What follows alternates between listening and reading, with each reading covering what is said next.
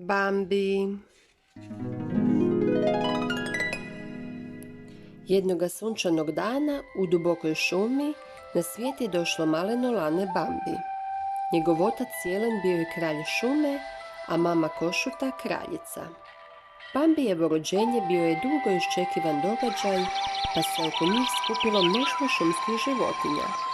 Vjeverice, zečići, medvjedići i patkice.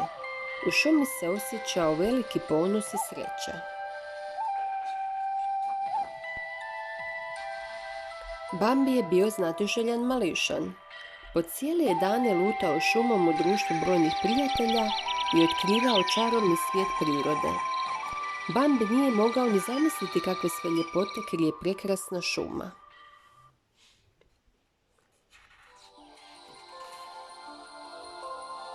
Šuma je zimi bila posebno čarobna.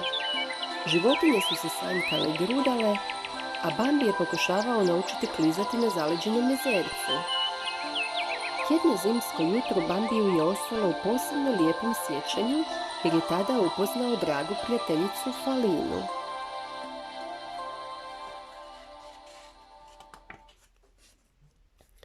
No jedan drugi zimski dan se također Bambiju urezao u pamćenje. Toga dana on je s mamom krenuo u šetnju kad su se odjednom pojavili zli krivolovci. Oni su se odmah dali u bijeg, no jedan lovac je pucao i pogodio Bambijevu mamu.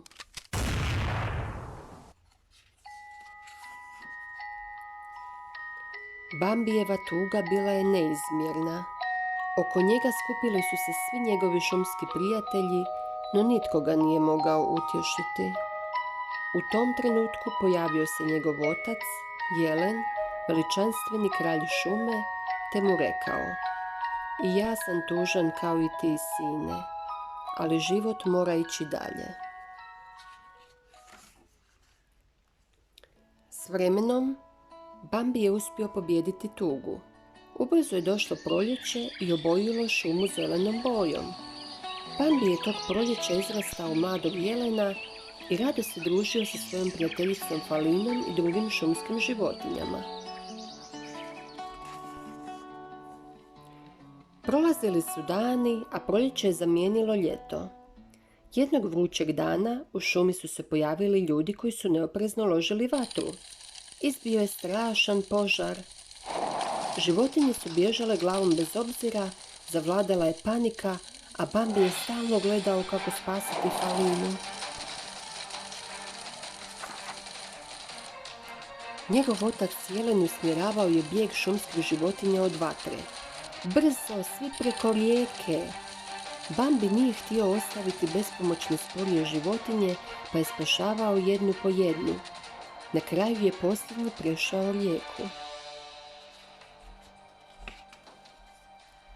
Nakon požara, cijelom se šumom pronijela vijest o Bambijevoj hrabrosti. Sve životinje znale su da će jednoga dana biti dostojan preuzeti očevo mjesto i postati kralj šume. Tako je i bilo. Bambi je s vremenom izrastao u snažnog, ponosnog i lijepog jelena.